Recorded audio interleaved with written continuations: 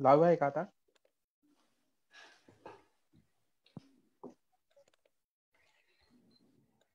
Very warm welcome to the listeners of Ambedkar Caravan this afternoon.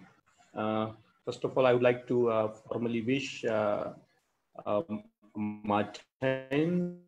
She is joining from France today, and very good morning to you, Martine. Good morning. And we are today everyone. joining with us is also and today we have also Professor Santosh Raut, Akka Nagarjun. He is going to join us from Hyderabad and going to offer the concluding words at the end of the talk. But before we formally go for our talk today, I would like to put a word or two to introduce Martine. She is somebody who combines a kind of a spectrum of Buddhist practices. When she was young, she started learning Buddhism in Korea under the leadership, under the tutelage of a very famous master, Master Kusan, and she was a Buddhist nun in Korea for 10 years, and then she disrobed following the death of her master. And also she spent a lot of time learning inside meditation, particularly based in the Pali tradition. And so she has this whole range of study and practice of Buddhism, right from the Korea to what we can say Theravada tradition. So she brings something very unique perspective to the Buddhist world through her practice and scholarship. She is also a translator of a Korean Buddhism to the West. In the recent times, she has translated Master Kusan's book, The Way of Korean Zen in English, and it's read widely. And also, she has been very vocal about war, against the oppression of women, and she works on the ideas of how Buddhism can be a day-to-day guide for the human beings who suffer in their personal lives, in their social lives. So I would say that she's a very unique voice in the Buddhist world today, and she brings a lot through her intense devotion to the Triple Gems and to her Buddhist practice and to her academic orientation. I can go on and on talking about her, but I would say, as it is said, that I would let her talk, introduce her. So without taking much time, I would like to request Martine to please begin her Dharma talk. So I welcome on the behalf of the Ambedkar Caravan viewers, and they are all over over the country, and also some of us join us from different parts of the world. So it has a wide sort of a range of audiences. So I also welcome you all on this occasion, and I also welcome my dear friend Dr. Santosh on this occasion. So without taking much time, I request Martine to kindly give the Dharma talk, deliver the Dharma talk. Thank you very much, Mangesh. Nice to meet you, Santosh. And so I'm very welcome to everyone all over the world. And here I am in France, and it's actually quite hot. So if you see me drinking a lot or getting red, this is because of that. And so first I wanted to say how since a young age, when I became a nun when I was 22, and then I was a nun for 10 years. And one thing which always interested me was to actually kind of be aware of compassion, be aware of people who did social action. And so I was so inspired, so glad to encounter the work of Dr. Ambedkar long ago. And I was so impressed by how he read the teaching of the Buddha, and he really transformed it, used it for the benefit of his people. So I've always been impressed and inspired by Dr. Ambedkar. And so I was so pleased when with my husband, Stephen Batchelor, we lead pilgrimage in India, and we've been to the North pilgrimage, the East pilgrimage, the pilgrimage of the Rock Cave.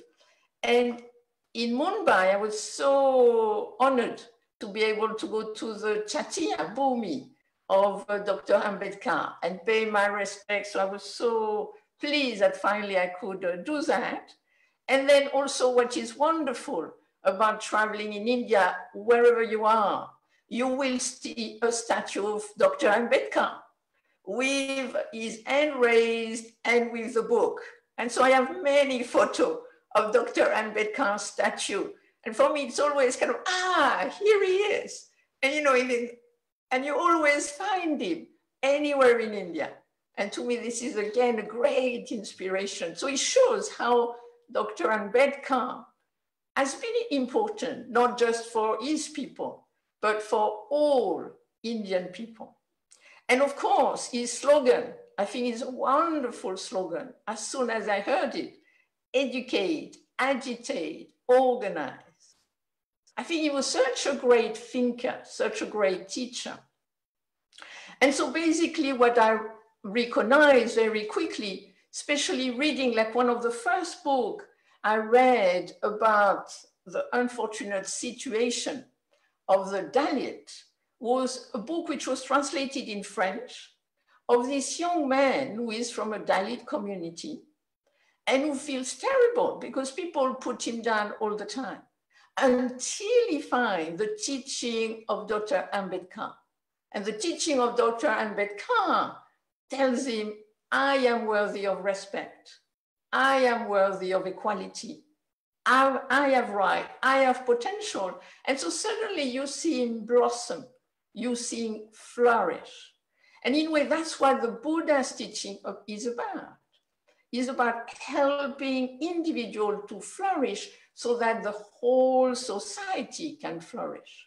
And so at the time of the Buddha already, I mean, was kind of special about the Buddha, that he said, no, anybody could enter the Sangha, that it be laywomen, laymen, monks, and nuns, anybody could join the Sangha. And it was, and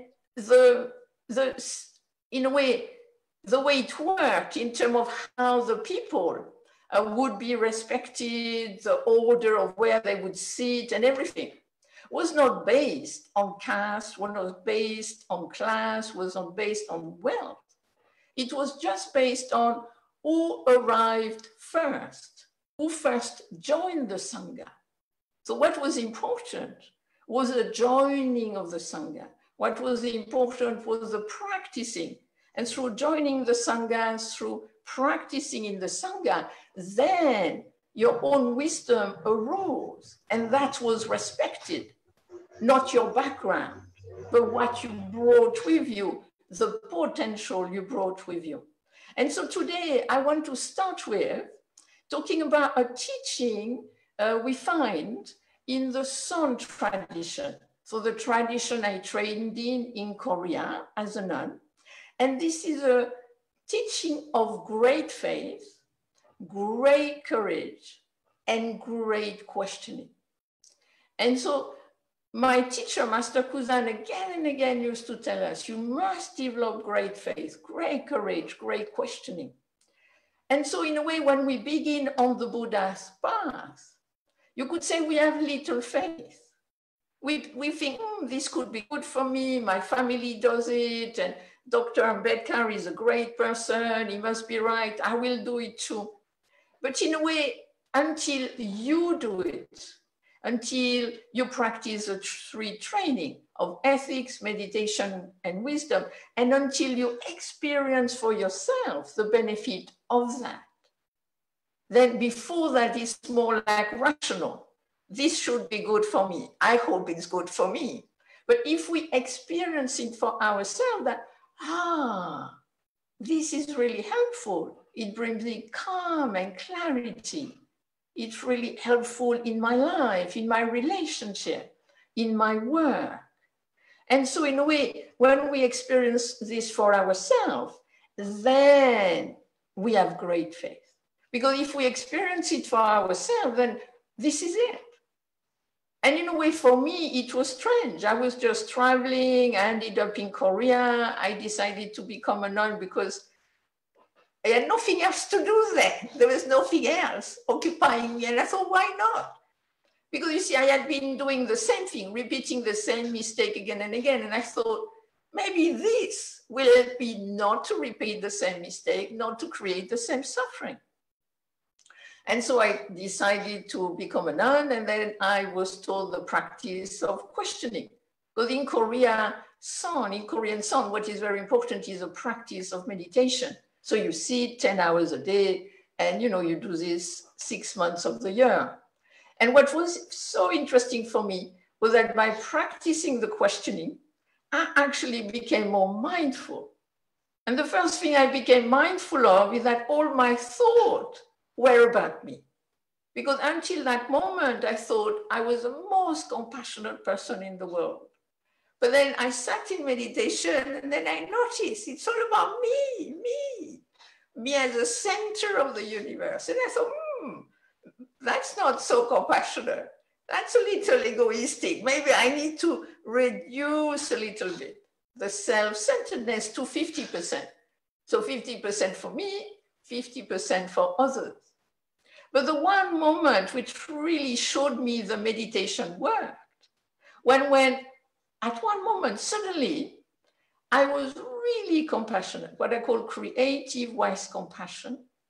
And because I saw the other person more than for myself, somebody made a mistake, gave me back too much money. And then my first reaction, oh, more for me. And my second reaction was, oh no, he's going to get into trouble. So I retraced my step and I gave back the money too much. And so that showed me, that's true compassion. When actually you really see the other person and you don't just see the other person for your own interest. So for myself, I saw, oh, this is working. And then from there on, I had this great faith. Yeah, this is a wonderful path. This is a wonderful practice. But so the great faith is always there.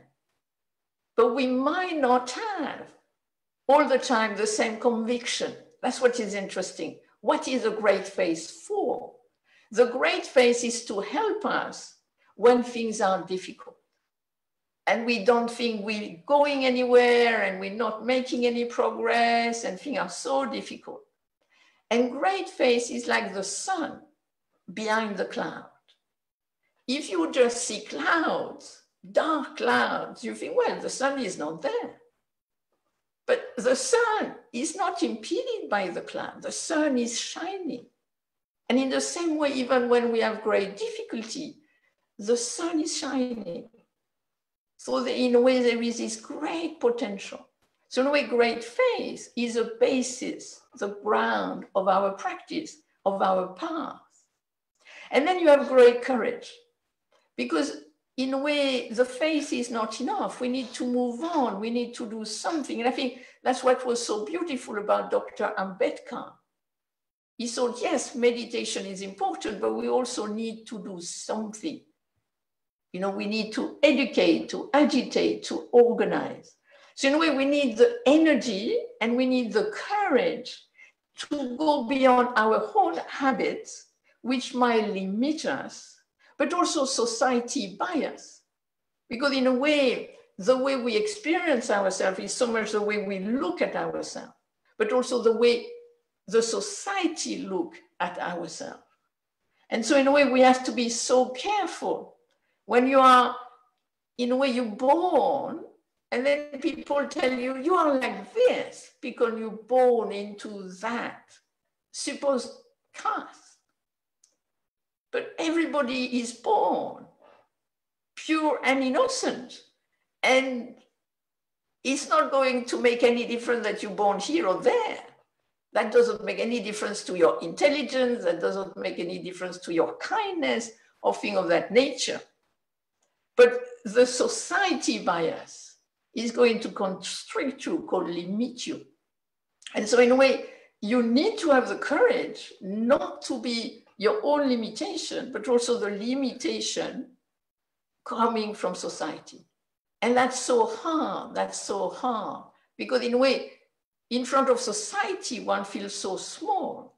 But I think Dr. Ambedkar says something very important, that a religion which does not give power to the individual is not a religion for him.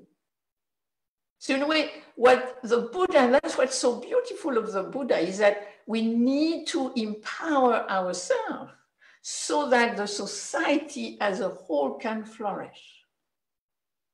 So in a way, you have that aspect of being individual, but you have also the aspect of being in a society. So the great courage to go beyond our limitation in terms of our personal limitation and also society bias. And the third one is great questioning. So in a way, the faith is a base, courage gives us energy, but then we need great questioning. And one of the things, and that the Buddha showed us, I mean, the Buddha was very clear. He said, you know, things are impermanent. Things are conditioned.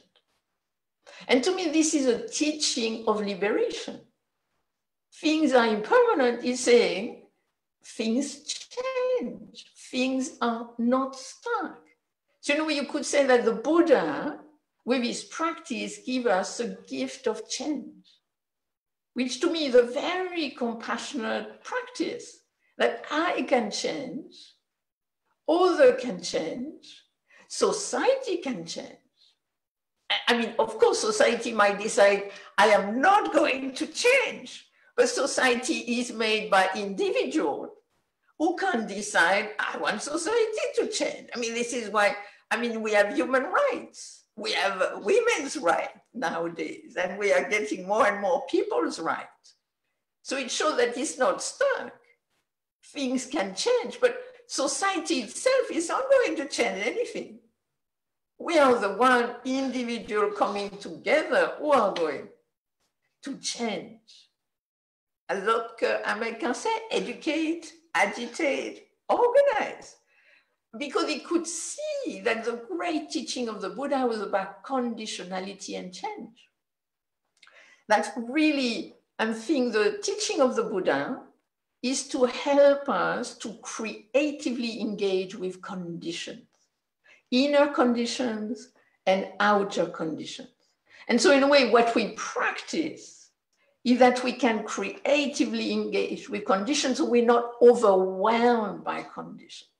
That it be society condition, that it be our own personal condition. And so that's why I wanted to continue on with a teaching which you find more in the early Pali text. And that's a teaching, so I presume you know about the Eightfold Path, so I don't need to talk about the Eightfold Path, you know that. But what is interesting among the Eightfold Paths is that there is one which is called right effort. I would translate it as appropriate effort. But what is interesting is a definition of appropriate effort is in terms of the four great efforts. So in a way, the same idea, great faith, great courage, great questioning, and here we have the four great efforts.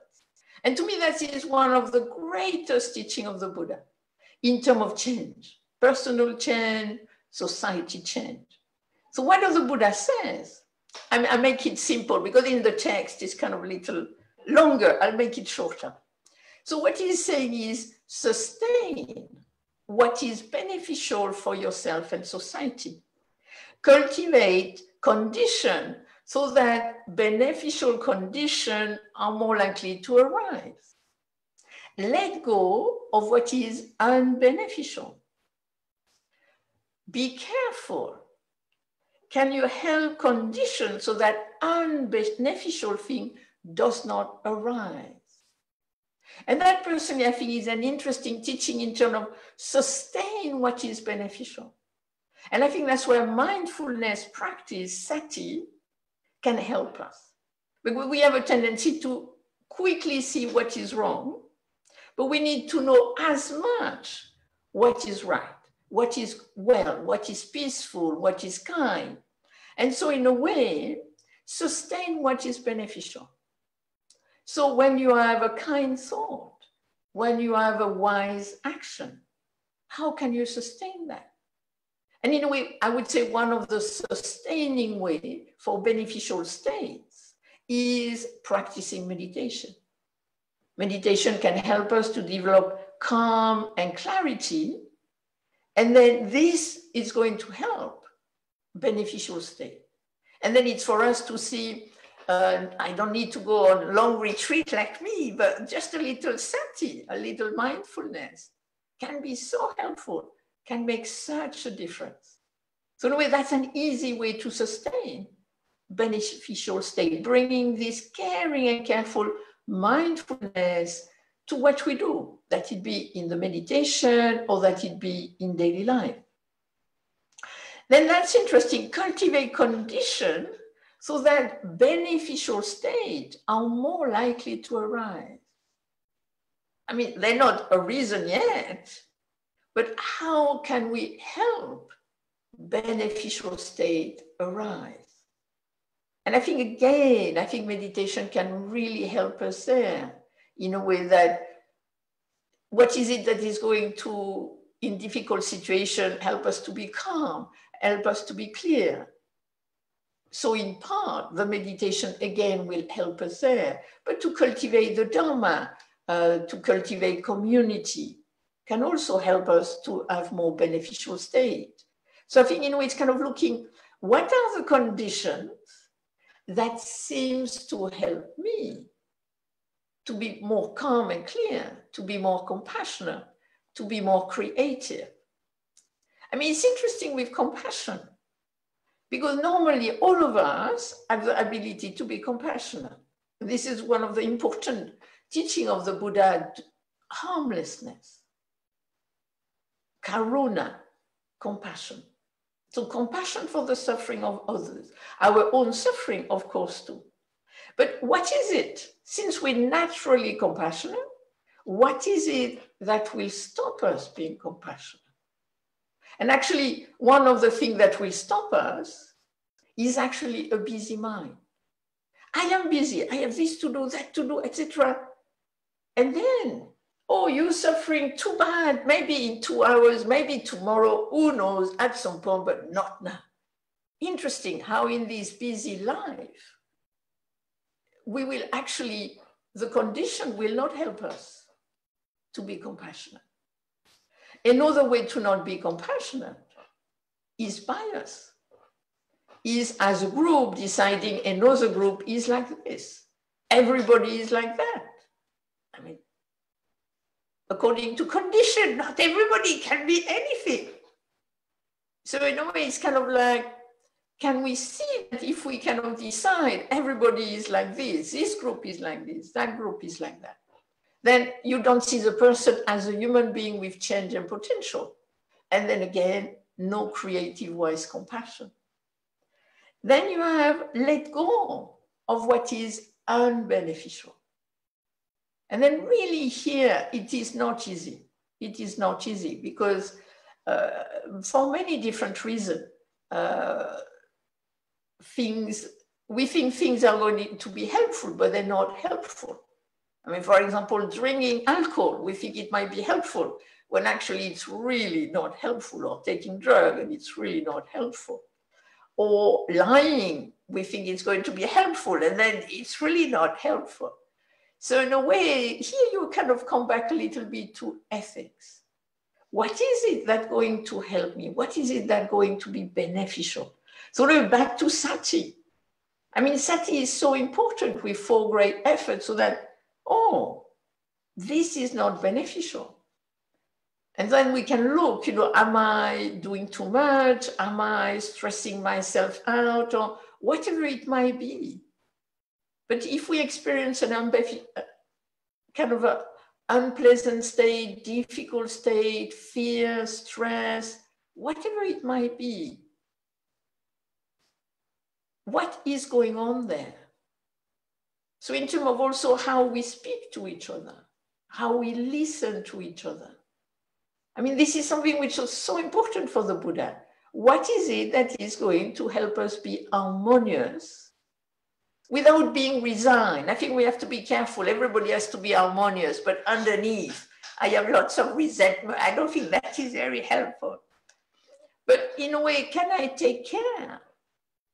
I think it's kind of interesting. The kind of like, sometimes we are so stressed, and then it's so easy to become angry. But is anger going to help? I mean, we might have to do something about the situation, but possibly anger is not going to help. So how can we creatively engage with our anger? How can we creatively engage with the situation which brings anger? And then to be careful, because anger, I would say, is a function. Anger is a function. And so it's good to be angry against poverty. It's good to be angry against injustice.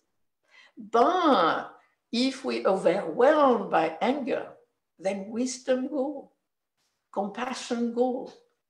So how can we creatively engage with those unbeneficial states? Can we let go of them? And it's not easy, of course. And then be careful so that the kind of unbeneficial state does not arise. And so to me, Sati is not about saying, I must not react to anything. But Sati is about conditions. It's really about the four great efforts. What are the conditions? And what am I experiencing? What is my family experiencing? What is my society experiencing? And then one of the things we have to be careful here is that sometimes we think, I must do something heroic. I must save the world. I must save my people. And so you think about the biggest thing you could do. And then generally, it's very hard to do the biggest thing you can do. And so in a way, Dr. Ambedkar did the biggest thing he could do. You know, few months before his death, having that huge conversion time and that inspiration to all these people, and then him dying. I mean, but not everybody can be Dr. Ambedkar. I think that's what, there are some people who are just great, and not everybody in a way can be as great as that, but it doesn't mean we cannot do something. So sometimes I think, what is the least I could do about this condition? So not what is the most I could do, but what is the least I could do, and then I do it. And then the next, what is the least I can do? And then generally that way, in a way, something can be activated, something can be manifested.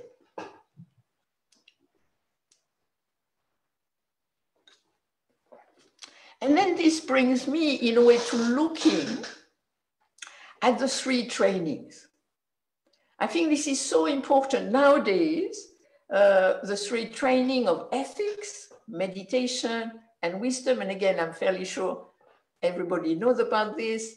But what is interesting is that sometimes, especially in the modern world, there will be a lot of emphasis on meditation, on vipassana, samatha, on sati, and nowadays there are lots of mindfulness course of many different nature. But what is so important, and that's what was really kind of emphasized also by my teacher in Korea, that the practice is actually the practice of the three training: ethics, meditation, and wisdom. And he said it's like kind of a three-prong holder of a pot. If you just have two, the pot is not going to stand. If you just have one, it's not going to stand at all. You're not going to put a pot and cook. So in a way, you need the three training. So I think this is very important. Ethics, relationship to self and others, to society, to the environment. And to me, this is actually what I call daily life practice. That in a way to bring sati, to bring mindfulness in the daily life practice, and to really, in a way, look at ethics. So in a way, the problem with ethics often is that it's presented as do not do this, do not do that. Do not kill, do not steal, do not lie, do not have kind of harmful sexual action, do not drink intoxicant. Most people don't do most of these things. But actually, that's not what cultivation of ethics is. Not doing something. I would say cultivating ethics is actually cultivating harmlessness. What does it mean to be harmless? But harmless to myself. So in a way, looking at the thought, what am I thinking? Can I think something else? That's one of the things. There is this wonderful sutta, the Vitakasatthana Sutta, where the Buddha said, when you have a difficult mind state, you can do something. So he gives you 5 methods for which to kind of play with the thought. So in a way, looking at, is my thought harmless to myself? Is my thought harmless to others? Then the second one, cultivating generosity.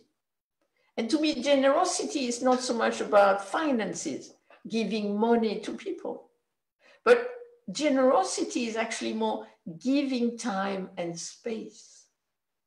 And often we're judging ourselves, you should be able to do this, and why did not you do that? And you must be like this, or somebody else, a child or a partner, you should do this, and you should do that, and why can't you do this? And in a way, I think we need to have a certain generosity. That each of us, that it be a child, that it be a parent, that it be a partner, we all have different conditions. So we need time and space in order to accomplish what we can accomplish with the capacity and the ability we have according to the condition. And then there is not lying. This is an interesting one. Why do we lie? Most of the time for self-centered thing, oh, I won't say this, I won't say that, so I don't get into trouble. But possibly if you had not done this or that, you would not have to lie in order to not to get into trouble. So it's interesting, what is our relationship to truth? That it is interesting. And then again, sexual kind of interaction, kind of that it kind of for developing love between partners. And also it's about respecting the integrity of each individual, that the person is not to serve my pleasure. I mean, but if we're in love, we can cultivate something together. So really kind of looking, what am I looking here for? What am I grasping at? Or am I cherishing the other person? And then there is the intoxicant. That's an interesting one, because personally, I don't have the time to talk about Vedana, tonality here, but I think it's very interesting to look at tonality in terms of intoxicant. Often we take intoxicant because actually we don't feel well. And so that by drinking alcohol or taking drugs, then it makes us feel better. Recently, I was reading the story of a young woman, American woman, who fell in love with alcohol, age 15. A first glass of strong liquor, and she never felt so good, because before she was very timid and shy. And after that, that was the love story. Until age 30, she had so much blackout that she decided maybe I should stop. But it's interesting, she had such anchoring after that first feeling. This is a problem often with alcohol or drug. It gives you a first really good feeling, and then you try to kind of get it back.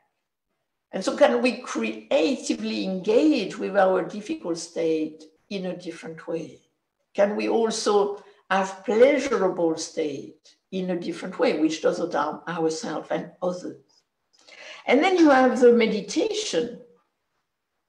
And I think again, we have to be careful with meditation to really see this is cultivation. Meditation is a cultivation of samatha and vipassana. It is a cultivation of focusing and concentrating. So we have to be careful, because sometimes we feel, I do meditation and then immediately I must have no thought, I must feel calm, I must be clear. But if anybody has tried meditation, you sit there, try to be aware of the breath, of the body, or you do the metta meditation, and very quickly we're distracted by this and that. But when we meditate, we're not trying to stop thought. We're just, in a way, trying to cultivate anchoring. And it's anchoring like a boat. Like if you have a boat and it's anchored, then the boat is not going to get lost at sea, and the boat is not going to break and get broken by other boats. So in a way, the breath, for example, is the anchor, or the body is the anchor, or the metta is the anchor. But it doesn't mean we have to hold on to the breath or the metta, and we must be there 100%. But what is important is that we come back. So we come back again and again. And then when we come back again and again to the breath, to the body, to the sound, to the metta phrases, then actually 4 things happen. First, you don't feed the habit, you dissolve its power, and then you bring it back to its creative functioning of thinking, imagining, reflecting, planning. And the 4th thing is that you come back to the whole experience. Because when you sit in meditation, you can really see sometimes. This is an experiment you can do. You're sitting in meditation, there is noise outside, and you try to be with the breath, for example. And then when you think about something else, notice that when you come back to the breath, you actually come back also to the sound outside. And when you lock in a story about the past and the future, actually, you generally don't hear the sound. Unless the sound are so noisy, you can't meditate, or you can't kind of hear your thought. Once I was teaching in Mexico, and it was so noisy. There was lots of trucks going up a slope. It was so noisy. I could not even hear my thought, but that's generally rare. So notice that if there is like a relatively constant sound, notice that if you have Sati, then you hear it too. You're not only aware of the breath, you're aware of the sound. If you're not aware of the breath, very likely you're not aware of the sound either. And so, the meditation, the anchoring, is so that we can be in a more multi-perspectival vision, so that we can see diversity of condition, instead of grasping and identifying with just one condition, which then is going to be very painful.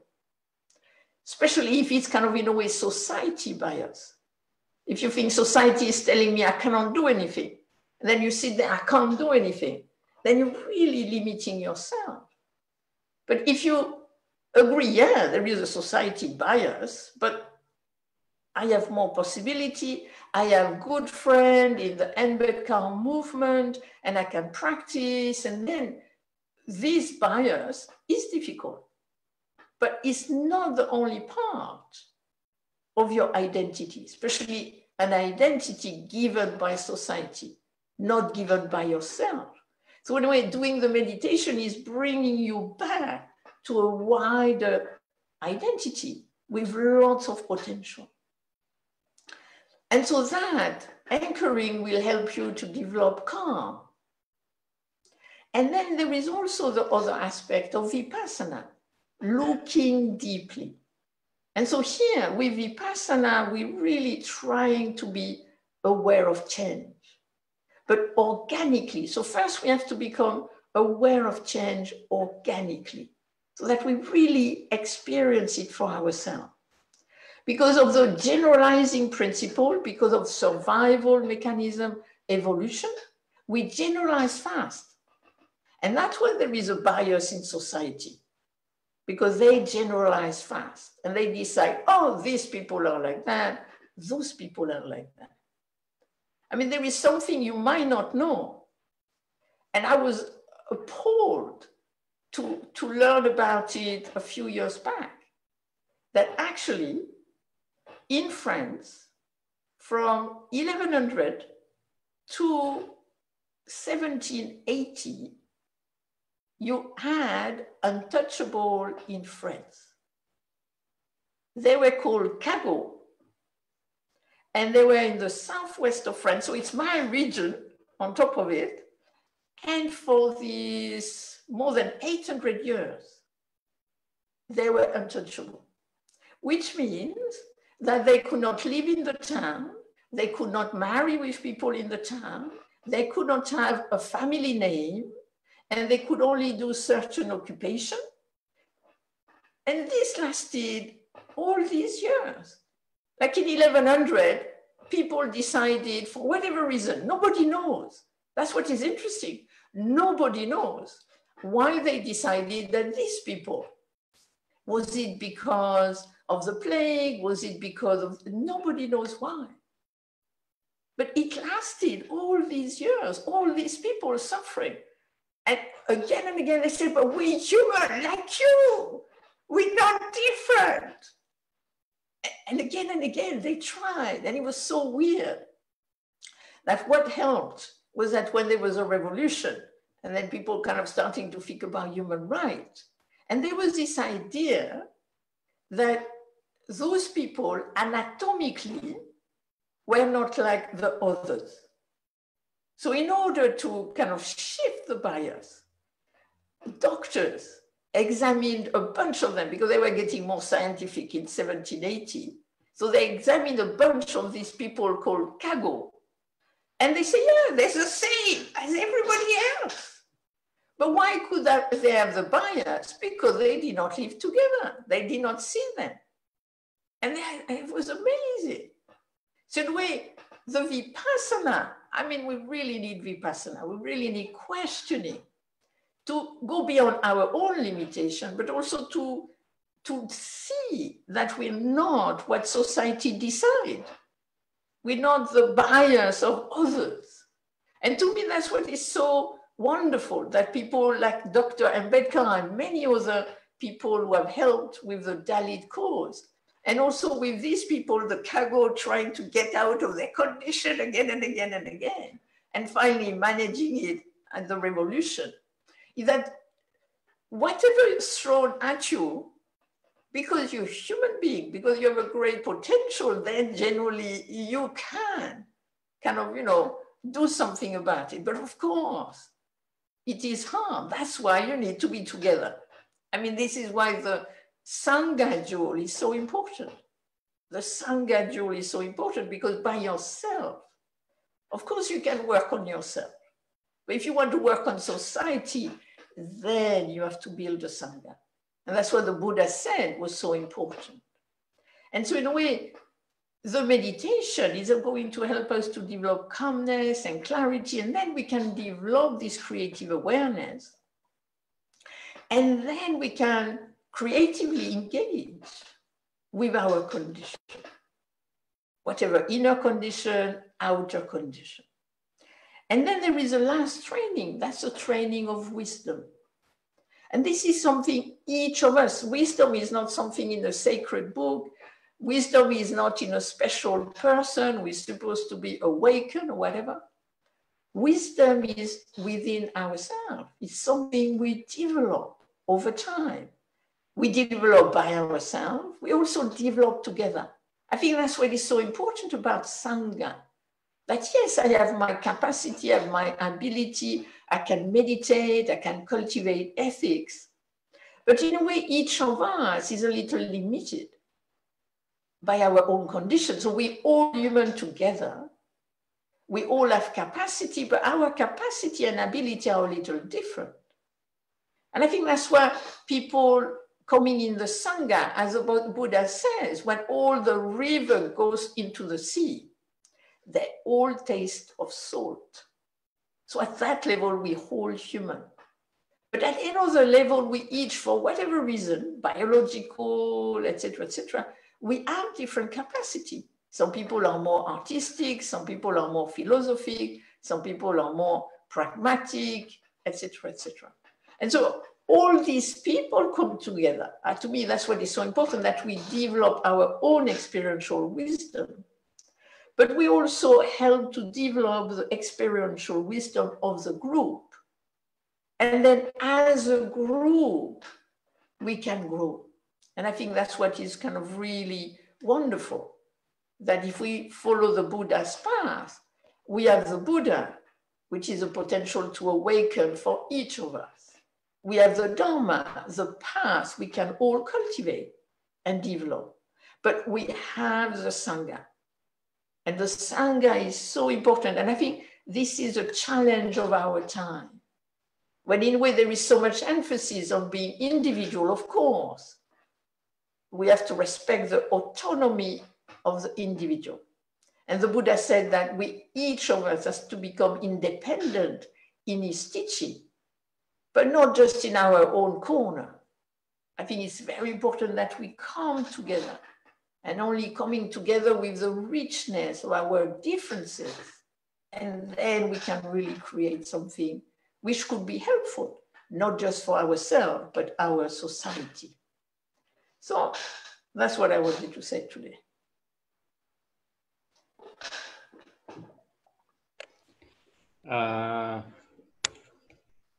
Dear Martine, in a very short time, you have touched a lot of important aspects of the Buddha's teaching, and also very important aspect of how we can practice them in the contemporary world. So I would like to request my dear friend Santosh to have a concluding words and a vote of thanks. Over to you, Santosh. Unmute your mic. Thank you very much, Mangesh, and wonderful talk, dear teacher Martin. Wonderfully said. You touched, as Mangesh said, so many great teachings in common with Dr. Ambedkar and the Buddha. As Dr. Ambedkar is really a man of wisdom who has a capacity to raise a right question, which you called a great question, wonderfully said, because he questioned the dogmatic society, the dogmatic religion, where humans were not treated as a human, and they were sort of oppressed under the name of caste or in the name of religion. But you very rightly said that religion should give a power to individual and society, in your words. Exactly, that's what Dr. Ambedkar said. The religion which does not give an environment to cultivate an individual or to society, that's not a religion. He said that's the punishment. That's the punishment to the humanity. And he in a way, in your words, he raised that great question about caste and the dogmatic religion and the slumber that he sort of woken up for the society. Also, I'm very impressed, Martine, what you said about the creative engagement. You also refer the same term in the Vedana paper you wrote about mindfulness theory. You are saying in your paper that mindfulness of unpleasant or any injustice feeling tone that helps us to be the experience, but we don't add reaction to it, as you said. And that is what you are calling it's a creative engagement. The same spirit Dr. Ambedkar was never been reacted towards any particular caste or a person, but he was sort of raise a great question against the injustice. But you also hinted in your talk that the pain that we suffer, and if we engage with the mind mindfully, we can change the attitude towards the question, and then we reclaim the creative energy for the question. It's very well said.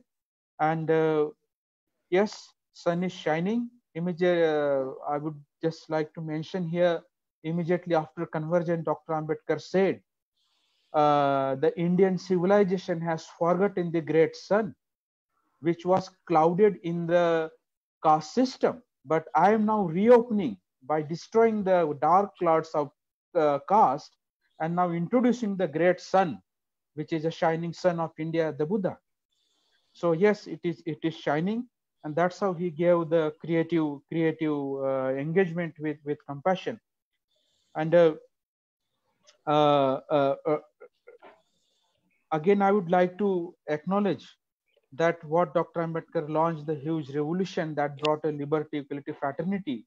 And he says that I learned it not in connection with the French Revolution, but from my master, the Buddha. So I thought even a French Revolution would not have sort of imagine what the great values Dr. Ambedkar has given to these principles by the insight of Buddha, which you rightly address as a vipassana and samta, where you really look at the thing in the true nature of things, and you are aware of the change, that even caste can change, even society remains static, but you don't have to be static, you can change. And therefore you bring a new aspect to the society on the basis of Dhamma, on the basis of Buddha's ideal and Sangha. Lastly, I would like to say, I'm very impressed what you said, Martin, by saying that Buddha's Dhamma gives us the courage, the braveness, and makes us a true individual, but not in each corner of the world, but as a collective force to transform the society.